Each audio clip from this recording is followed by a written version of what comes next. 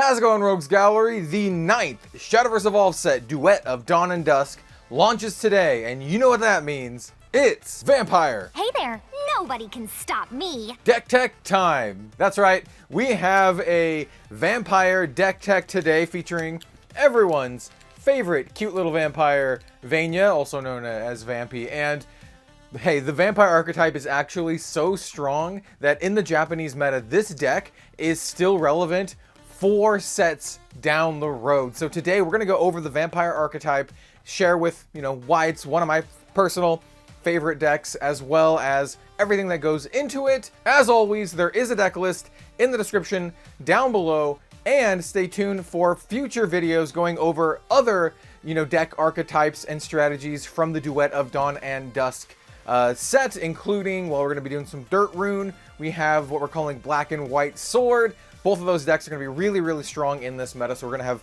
complete videos for those, very, very shortly. Also, stay tuned for my case opening of the set, which should be dropping in a couple days as well. But enough of this. Let's get to the top down and talk about one of the premier decks of the format, Vampires. Let's do it. Time to get started. All right, so as you can see here, we might like Vania a little bit, as we have everything themed. Don't worry, the sleeves are also themed as well. But before we get started, I do want to mention other sleeves. I don't talk about this enough on the channel, and I should always mention it. But I do have a merch store where you can purchase Red Zone Rogue custom Dragon Shield sleeves. None of these are really vampire themed, except for maybe this one. You could use this one for a vampire deck. These are all brand new sleeves to the merch store. And like I said, custom made with Red Zone Rogue official artwork. Check it out at redzonerogue.com. Or if you'd like to make your own custom sleeves or buy your own Dragon Shield sleeves, you can use my promo code just down below. It is Rogue5 on Dragon Shield for 5% off your order. So dragonshield.com, 5% off your order. Type in Rogue5 and you're good. Or you can go support me directly on the merch store. We might have some some themed sleeves here with Asami kind of dressed in a little hunting getup, and we have Katsumi in a zombie slaying getup. If you know, you know. Anyway, let's go ahead and start talking about the deck here. Now, this deck is a tried and true aggro deck. Of course, we are repping the Abyss craft, my favorite craft in the entire game, and let's kind of go over some quick notes. Just to show, I do like using nice fancy leaders, so we have Cerberus, Festive Hound, as my leader of choice. Beautiful, actually traded for that from the Rogues Gallery community. We are going to be needing some tokens, so as you can see here, I am using Cerberus, so I'm running some Coco and Mimi tokens. Some versions of this deck might not run those cards, and if you don't, well then you don't need these tokens. Only if you're running Cerberus. But I like Cerberus on this list. And of course, you need a whole bunch of Forest Bat tokens. I would recommend at least 8. You can go up to 10, but you probably don't need all 10. But you need at least 8. This is actually a really important part of this deck. You're going to be playing so many Forest Bats. The deck is very Forest Bat centric. And then, of course, like I said, I themed everything. We have the Vania sleeves as well. And then we have these mono sleeves. We'll showcase those in a second. And then other Vania sleeves. So yeah, I fully themed this deck out. We will talk about the Evo deck when we get there. There's some cool stuff here. And then, of course, my Evo points. I finally picked up my mono Evo points, so I have them in the mono sleeves. Anyway, enough of that stuff. Let's talk about the things you actually care about. Let's talk about this deck. So this is a tried and true vampire deck. I think there are 32 out of the 40 cards in this deck are the vampire, or have the vampire trait.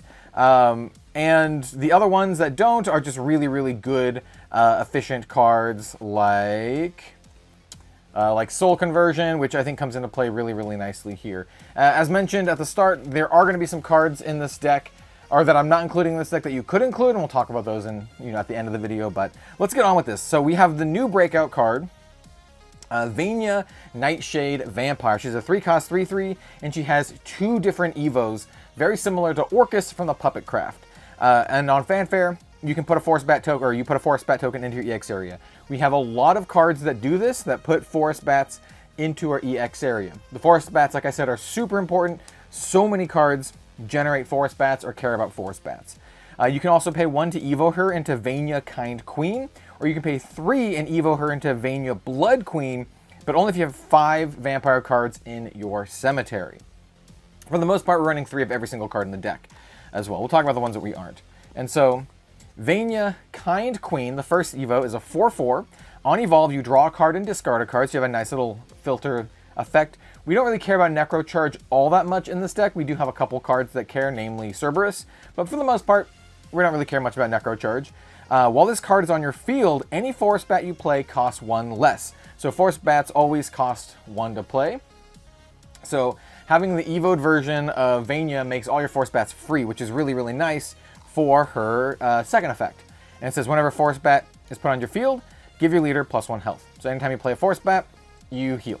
So that's pretty nice, right? So for 4 play points, you basically play your Vania, you can evolve her, you get the Forest Bat in the EX area when you play her, and then you have a 4/4, draw a discard, and then you can play your Forest Bat for free, and you gain a life. That's not too bad. It's pretty good. It's a nice little tempo swing on 4 play points. But when this gets really scary is when you evolve her into Vania Blood Queen. Now, this is a double-face card. I just have this one already flipped just because, just so you can see it in the video. But yeah, these are double-face cards.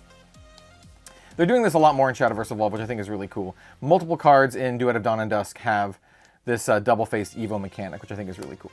Anyway, so she turns into Vania Blood Queen. She becomes a 6/6, so it's a big +3/+3 power boost. She now has Storm, and while this card is on your field, any Forest Bat you play costs 1 less, which is still great for the Forest Bat that you put into your EX area. And then whenever a Forest Bat is put on your field, select an enemy fall on the field and deal it 3 damage. So this is a great way to board wipe your opponent. If you have a bunch of Forest Bats and you evolve her, you can play a bunch of Forest Bats, punch your opponent in the face for 6. The Forest Bats, we have some other ways to pump them up and to give them rush and other effects in the deck. So you can do a lot of big explosive combo turns, very similar to Puppets. This deck plays sort of similar to Puppets. And of course we're running the full 3 of the Evo version of Vania. Of course, because she's great, one of the big linchpins of the deck. Speaking of Vania, hey look, we have another Vania. So this is the Vania that came out in set 2. So this is one that a lot of folks have been hanging on to for a while. She's a 2-drop 2/2. However, she gets +X/+X, where X equals the number of Forest Bats on your field on her Fanfare, which is great, so she can be huge. And she also has an activated ability, so for 1 play point, you can put a Forest Bat token from your field into your cemetery, then you select an enemy fall on the field and deal 3 damage, and 1 to its leader. So another great way to do a lot of board control. And that's going to be an important part of this deck. I took out one key removal spell because I felt like there's a lot of board control and just follower interaction in this deck, and I chose more card draw instead. You'll see what I mean later. Obviously we're running 3 of this Vania. Vania's great. All right, let's talk about our Ravens. So we have 3 new vampire gals, all named Raven, or maybe they're all different versions of the same character. We're running a full playset of every single Raven. So let's talk about them. That's so Raven. Anyway, so Raven Midnight Vampire, she's a 1-drop 2/1. Fanfare, put a Forest Bat onto your EX area. They all do this, by the way. They all have Fanfare, put a Forest Bat into the EX area. Or actually, no, this one doesn't. The Eventide doesn't, but Noontide and Midnight both put Forest Bats into the EX area. This one also says once on each of your turns, whenever Forest Bat is put onto your field, deal 1 damage to each enemy leader. Only happens once per turn, but still really solid. Great way to chip down your opponent early game. She's also really aggressive, being a 1-drop 2/1. Really, really good first or second turn play, depending on if you can line up some Forest Bats on turn 1. Then we are running, let's put this like this, the Noontide Vampire, once again. Fanfare, put a Forest Bat into your EX area. This one has the flipped stats, so it's a 1/2. And then once on each of your turns, whenever Forest Bat is put into your field, give your leader 1 health. So it's the opposite, right? It's essentially just the exact opposite of the Midnight Vampire in every single way. The power and toughness are flipped, and you heal instead of deal damage to your opponent. Still really solid. That heal is really important. A lot of decks going forward will care about incidental heal. That'll help you keep into the, stay in the game. And then finally we have the 2-drop, a Raven Eventide Vampire. So she's a 2-drop 1/1, so it seems not great. However, her effect is really, really good. You can activate her, engage her, bury a Forest Bat, and then choose one of the following. Select an enemy from the field and deal it 4 damage and draw a card, or deal 2 damage to each enemy leader, heal 2, and draw a card. So this is just one of our big payoffs. It's super, super nice. Like I said, we have a lot of ways to interact with our opponent's followers, a lot of ways to just deal damage to them outside of spells. I feel like we don't really need the spells. We have so many other cards too that can help deal with followers. So she can shoot a follower for 4, draw a card, or deal 2 damage to the enemy leader, give her leader +2 health, and draw a card. Really, really solid. Great way to kind of cash in all the Forest Bats we're going to be making, which is a lot. We're going to make a lot of Forest Bats. All right, next up we have another great Forest Bat payoff, another new card from Duet of Dawn and Dusk. This is the Old Blood King. 4-drop, 2/4. It evolves for 1. On Fanfare, you just summon 2 Forest Bats. So it's a 2/4, but you also get 2 1/1. So it's essentially a 4/6 for 4, or 4/6 worth of power and toughness. And then while this card's on your field, each Forest Bat on your field gains Rush and Assail. So like I said, we have more ways to buff up our bats and to, let them interact with our opponent's followers. Once again, we're running a full 3 of here, but the Evo version of this card is quite strong. It just gets a +1/+1 on Evo, so it becomes a 3/5, but on Evolve, you give each Forest Bat on your field +1 attack, and then it still has that Rush and Assail. So just really, really efficient at clearing up the board, and it's a lot of power just for 5 costs, right? You play it for 4, Evo it for 1, and then you have a 3/5, and then 2/1 bats with Rush and Assail, and of course this will have Rush because it evolved. So once again, a lot of ways to control the board with this deck. So we're running those as well.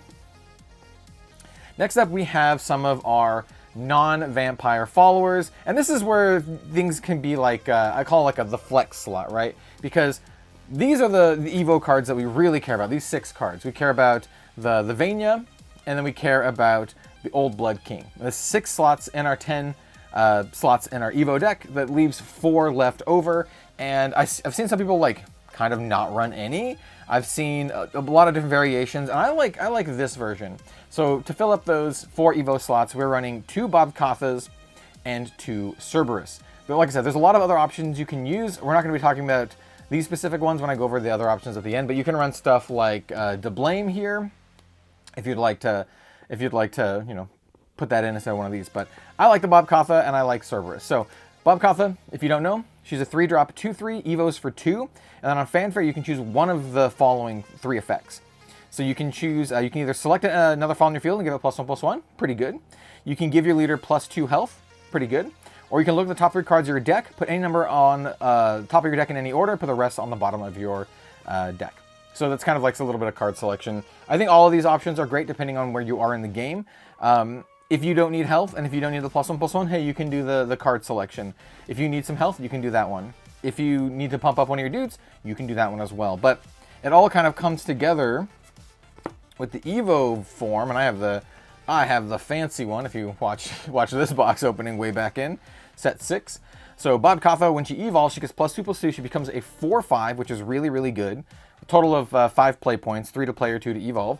And then on evolve, you kind of do an effect that kind of pairs with the first effect. So you can choose one of the following. You can engage every single enemy follower on the field, which is great for attacking into them and killing them. You can also, or you can choose to deal 2 damage to each enemy leader, which is also very good. Or you can choose to put the top card of your deck into your EX area. So that's essentially, you set up the top card of your deck, and then you basically drew it into your EX area. So they all kind of function well together, but you can also pick and choose, right? You can do +1/+1 and then put the top card of your deck into your EX area because you don't really care what it is. You can heal and deal 2 damage, or pump and then deal 2 damage. It's really nice, and the stats are really good too. Like I said, she becomes a 4/5. So just a really flexible card. I love cards that have that flexibility. So we're running 2 in the Evo deck here, and then 2 in the main deck, just a nice little flexible card.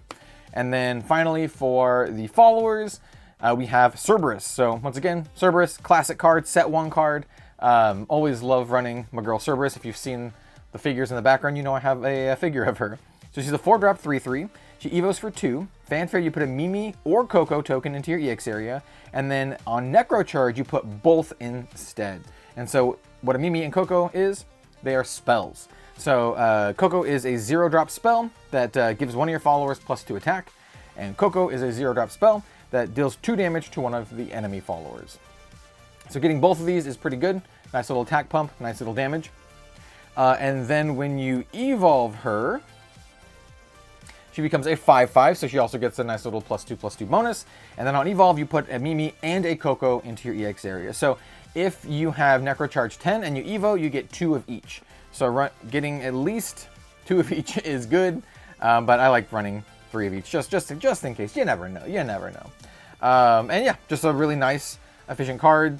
To do the whole effect, it is 6 play points, so it's a little bit, a little bit more of a late game card, but I don't mind that at all. And it's just a nice, efficient card. So yeah, we're running back the classic Cerberus.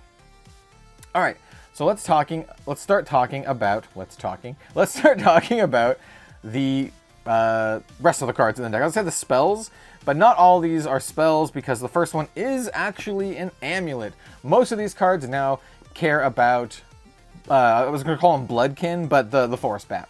So this is a 1-drop vampire amulet. Once again, the vampire type actually really matters, especially for evolving our 3-drop Vania and for some other cards too. So Fanfare, look at the top 3 cards of your deck. You can reveal a vampire card from among them, put it in your hand. Like I said, we have 32 out of the 40 cards are vampire cards, so really, really high chance to hit here. Put the remaining cards on the bottom of your deck in any order, and then you can, at a later time, play 1 play point, and engage this, and put this in your cemetery, and you get a Force Bat, summon a Force Bat token. So basically, card selection and makes a Force Bat, just an absolute staple of the deck. This is one of the cards that I prepped ahead of time. Bought all the foil promos for this deck like a month or 2 ago. Next up, we have a starter deck card. In fact, the Abysscraft starter deck is a good way to start this deck. We have a 1-drop, a spell, Summon Bloodkin. Very, very simple. It summons a Force Bat, and then it puts one into your EX area. This is the perfect turn 1 play, and then following it up with any of the 1-drop vampires is really, really good. Any of the ravens, 1-drop ravens. So, yep, this is great. Just gives us some Bloodkin. Next up, we have, this card is actually cracked. Gift for Bloodkin. It's a 2-drop, but not really. It's a 2-drop spell, Vampire Princess card. This card costs 2 less to play if there are 5 vampire cards in your cemetery. So basically 0.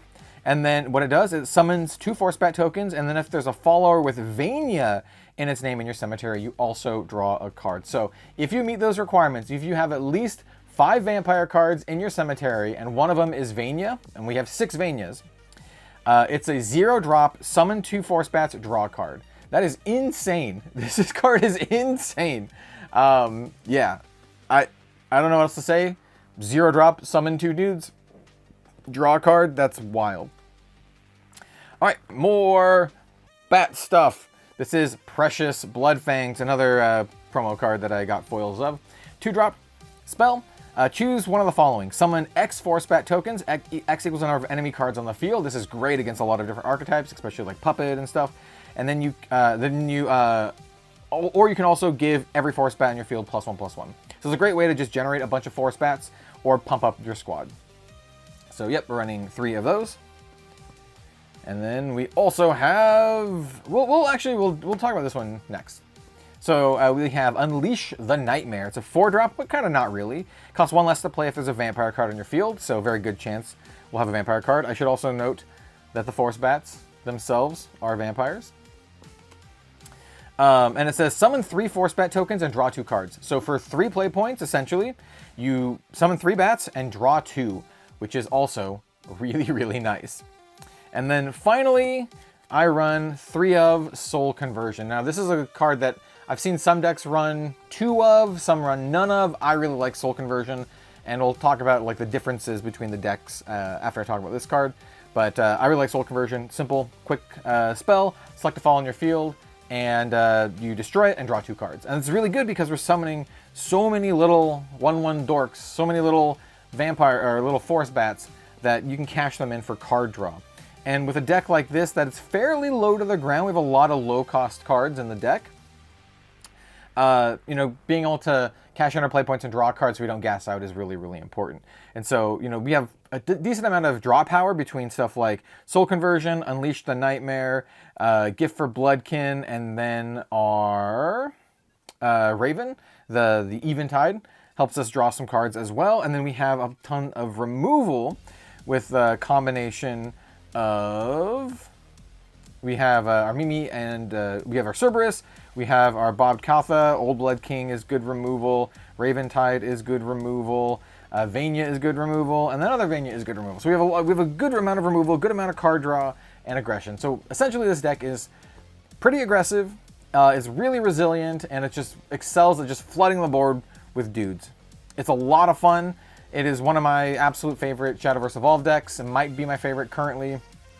And yeah, depending on how the price of the Vanias shake out, it's a pretty affordable deck. You don't have to run stuff like Cerberus and Bob Katha. You have a lot of other options.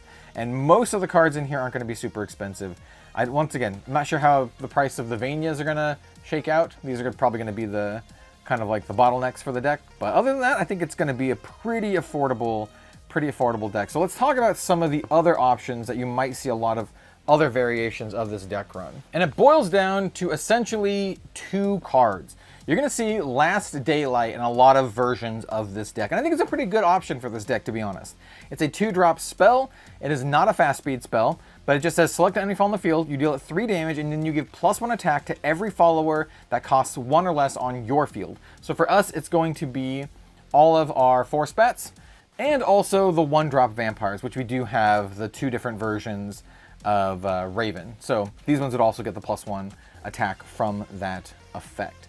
And essentially, I think it's a good option, but I basically cut a couple cards. Well, I basically added more cards in and cut this one. So I feel like currently, with my testing, I like the amount of removal that we already have between, like I said, between the Vanias, between the Mimi and Cocos from Cerberus, between the Old Blood King and the Eventide, or the Raven Eventide. I feel like we had enough removal, but if you felt like you needed more, you can add this in, and it also gives you that nice incidental little pump. But we do have other ways to pump our bats. And then the other one is Kudlak. Now I initially had this in the deck, but man, he's a 7-drop, and I was like, I kind of want to keep this a little lean, with Cerberus Evo being like the very top end of the deck, or I guess Vania Evo is also 6 if you can do the big Vania.